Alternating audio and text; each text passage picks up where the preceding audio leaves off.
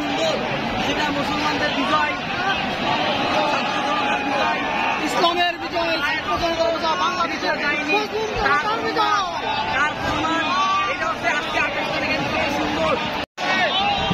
দেখছেন দর্শক, গণভবন দখল করে নামাজ আদায় করছেন অসংখ্য ছাত্র জনতা, দেখতে পাচ্ছেন।